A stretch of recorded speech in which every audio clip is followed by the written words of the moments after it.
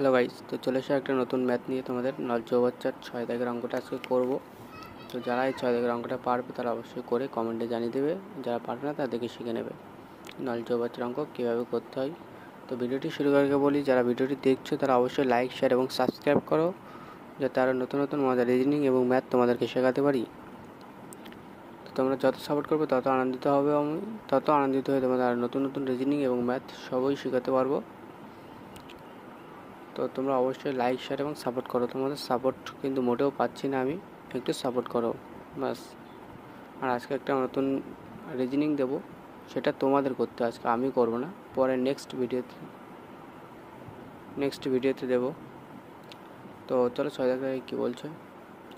একটি চৌবাচ্চা দুটি নল দিয়ে যথাক্রমে 10 ও 30 মিনিটে পূর্ণ হয় এবং তৃতীয় একটি নল দিয়ে পূর্ণ চৌবাচ্চাটি 20 মিনিটে খালি হয়। ঠিক আছে, 3টি নল বলেছে, তার দুটো নিলাম, 3টে নিলাম। প্রথম দুটো 10 মিনিট ও 30 মিনিটে ভর্তি করে, আর দ্বিতীয়টি -20 মিনিট হবে, মানে -20 করে খালি করে।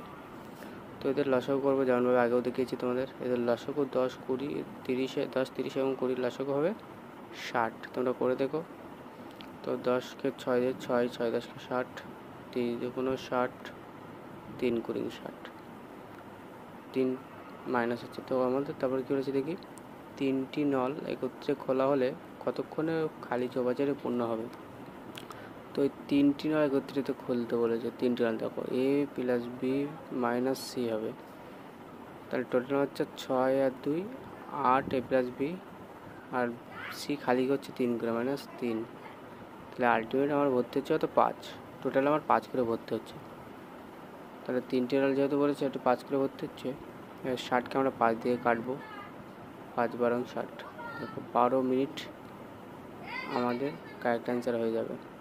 খুবই সহজ একটা ম্যাথ নল চৌবাচ্চার, অবশ্যই তোমরা শিখে নিও এবং অবশ্যই লাইক, শেয়ার এবং সাবস্ক্রাইব করে সাপোর্ট করো। Bye guys.